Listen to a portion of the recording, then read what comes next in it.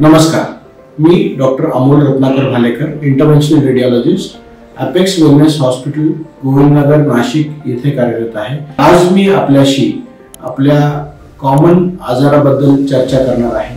आज आपल्याला माहिती आहे आपल्या समाजात वयोवृद्धांची संख्या वाढत चालली आहे। अशा वेळेस वृद्ध माणसांमध्ये प्रोस्टेटची समस्या अगदीच कॉमन आहे। आज प्रत्येक माणसाला जो 60च्या पुढे जातो त्याचा प्रोस्टेटचा किंवा लघवीचा प्रॉब्लेम होतो। अशा वेळेस औषधोपचारांमुळे हा प्रॉब्लेम सॉल्व्ह होणं थोडं अवघड असतं। त्या पेशंट्ससाठी आजपर्यंत आपण प्रोस्टेटिक सर्जरी म्हणजे TURP ची प्रोसिजर करत होतो। या प्रोसिजर रिलेटेड बरेच प्रॉब्लेम होते। जनरल अनेस्थेसिया लागत होता, पेशंटला ब्लड लॉस होत होता, पेशंटला ऑपरेशन नंतरही काही लघवीचा त्रास असणे असं आढळण्यात आलं। आता जसे जसे टेक्नॉलॉजी पुढे जाते आहे आपल्याकडे नवीन ट्रीटमेंट अवेलेबल झाली आहे। त्याला म्हणतात प्रोस्टॅटिक आर्टरी एम्बोलायझेशन।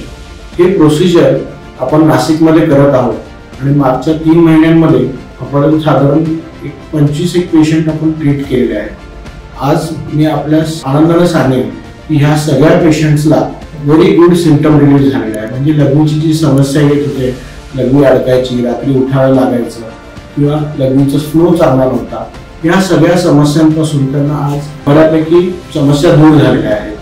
ह्या कारणास्तव मी आपल्या सर्वांना सजेस्ट करेन की आपल्याला जर कुठल्या प्रोस्टेटच्या आजारासंबंधी माहिती हवी असेल किंवा ट्रीटमेंट बद्दल अधिक जाणून घ्यायचं असेल तर आपण आमच्याशी संपर्क साधा। ही ट्रीटमेंट गव्हर्नमेंट योजना अंतर्गत अगदी मोफत पेशंटला दिली जाते आहे। धन्यवाद।